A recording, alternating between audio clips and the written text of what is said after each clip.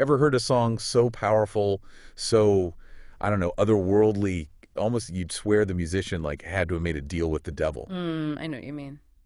That's the story we're diving into today, right? Yeah. The life and music of Robert Johnson, the king of the Delta blues. Yeah, it's amazing how his story, still resonates with us. He only recorded 29 songs, That's right. but his music has, influenced generations of musicians, some of the biggest names in rock and roll. It really has. So we're going to try to, untangle the fact and fiction, Okay. and of course, listen to some really good music along the way. Right. So for this deep dive, we've got a biography. Huh. We've got accounts from other musicians who knew him and played with him, Oh, wow. and even some, analyses of the culture of the Mississippi Delta during that time. Sounds like we're going dip.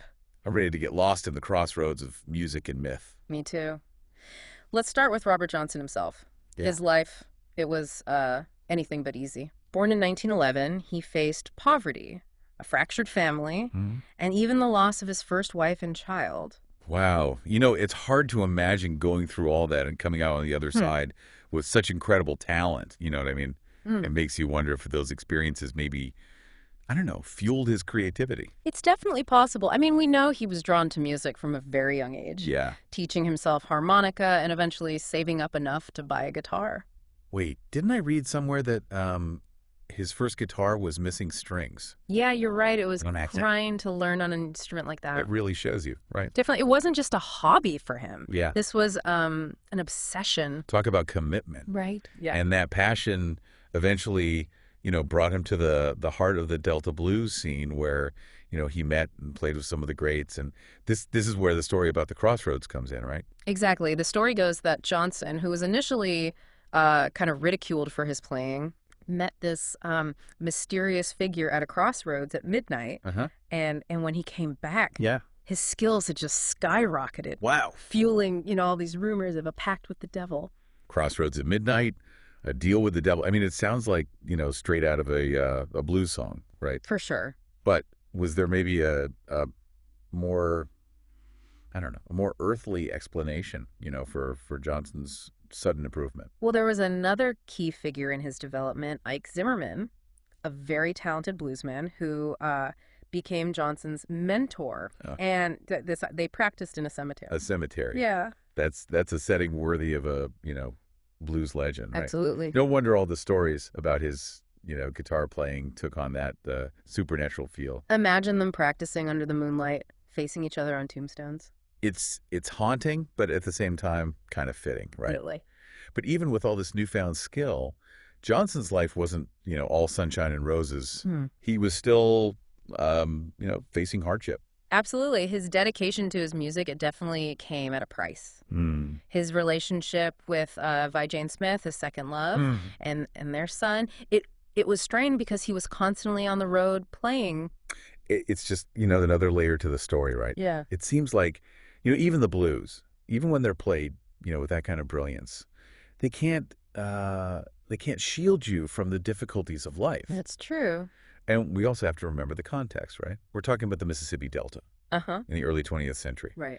The blues, I mean, this was considered the devil's music by a lot of people. Yeah, especially in those, those deeply religious communities. You can almost feel that tension, that push and pull between the sacred and the profane. I get. People were clinging to their faith for comfort, and the blues, with its raw emotions and sometimes suggestive lyrics, it really challenged those norms. And it's fascinating how Johnson, instead of shying away from this stigma, Yeah. he almost seemed to embrace it. Totally. His lyrics even referenced hoodoo practices, adding to that, air of mystery. Right.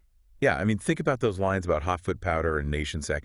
He wasn't exactly singing about sunshine and rainbows, right? No, definitely not. It's almost as if he was like deliberately playing with those fears and superstitions surrounding the blues. Yeah, it makes you wonder, was he, intentionally cultivating this persona, Right. or was it simply a natural expression of his beliefs and his experiences? It's hard to say for sure, Yeah. but it definitely, added to the legend of Robert Johnson, this blues man who Yeah. walked that line between the sacred and the profane, Absolutely. Yeah. So we have this incredibly talented musician shrouded in mystery, embracing that whole devil's music label. So what happens next? Well, his fame started to grow, and Yeah. so did his reputation. He was known to be, well, a bit of a rambler, and quite the ladies' man. Mm-hmm. He traveled all over the South, playing in juke joints, dance halls. Mm-hmm. He even ventured as far north as Chicago and New York. A true blues man, Yeah. living that life on the road, but that kind of lifestyle, it could be dangerous, Right.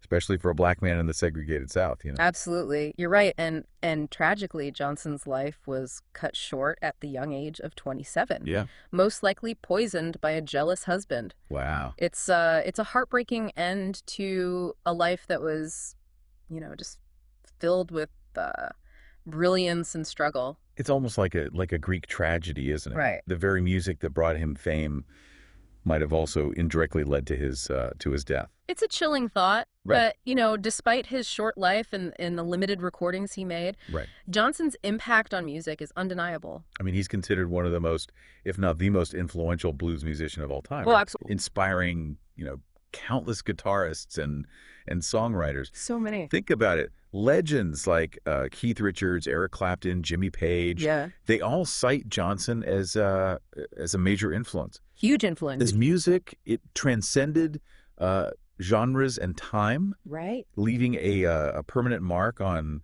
rock and roll and, even beyond. Absolutely.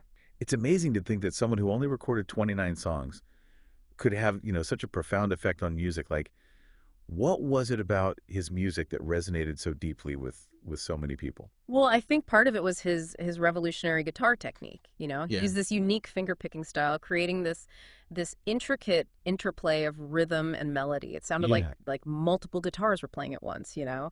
It was groundbreaking for its time. He practically invented a new way to play. Right, and then you have his lyrics. I mean, they were raw, honest, and filled with such vivid imagery. Yeah. He sang about love, loss, hardship, resilience. And of course, the devil in the crossroads. Right.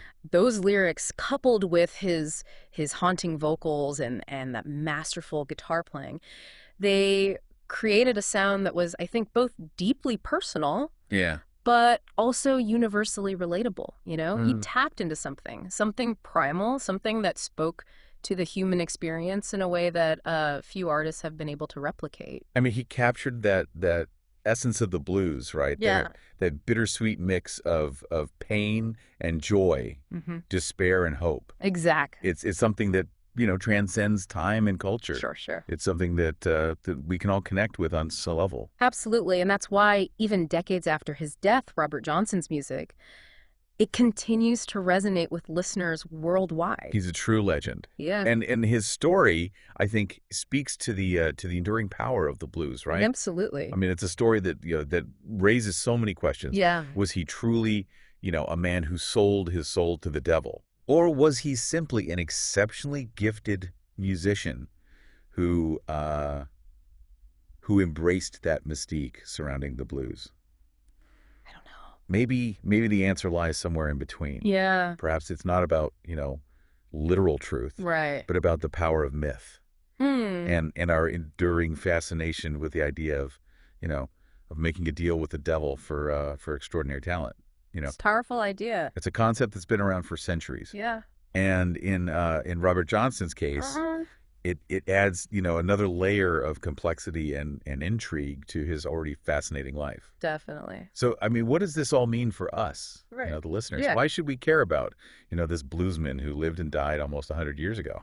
Well, I think there are a few key takeaways here. Okay. First, Robert Johnson's story, I think it reminds us of the power of music to transcend boundaries, Right. His blues, born out of hardship and struggle, it's touched countless lives. And it continues to inspire new generations of musicians. It's a testament to the enduring legacy of the blues, right? yeah. I mean, this is a genre that has shaped so much of American music, from rock and roll to soul and beyond. It really has. Secondly, Johnson's life, I think it's a reminder that even the most talented individuals, Yeah. they face challenges. Mm. They make sacrifices. Yeah. He wasn't some, mythical figure who had it easy. No. He struggled. Uh-huh. He lost loved ones. Yeah. And he ultimately paid, a heavy price for his art. He did. It humanizes the legend, right? It does. It reminds us that behind the myth, there was a real person. A human being. Yeah, with hopes, dreams, and flaws, just like, all of us. Exactly. And finally, I think Johnson's story encourages us to question assumptions, to look beyond the surface, Okay. Was he really a man who sold his soul to the devil? Or was he simply a talented individual who embraced the mystique surrounding the blues? I see what you're saying. Maybe the truth is far more, nuanced and complex than any simple explanation. Could be. It's a reminder to think critically, to explore different perspectives, and to form our own conclusions based on the evidence. I like that. And that's what makes for a truly, rewarding deep dive. Absolutely. Yeah, it's like you said earlier, it all comes back to the music, that Yeah. raw, haunting sound, that seems to tap into something deep within us. It really does. It's the kind of music that stays with you, Yeah. long after the song is over. And for those who want to go even deeper, I mean, there's a whole world out there. There is. The history of the Delta blues, the culture, the people, it's fascinating stuff. Oh, yeah. I'm already thinking about, checking out some documentaries. And who knows, maybe even trying to learn a few blues riffs myself, Heck yeah. Get that guitar out of the closet, There you go. dust it off. That's the spirit of the deep dive, right? Exactly. Sparking that curiosity, giving you the tools to explore further. And if you enjoyed this journey into the heart of the blues, well, be sure to subscribe for more, fascinating deep dives. Absolutely. We've got plenty more stories waiting to be uncovered. We do. So until next time. Keep exploring, keep questioning, Yeah. and keep the music playing. And who knows, maybe you'll even find yourself, at a crossroads one day, ready to make a deal with the music itself. That would be something.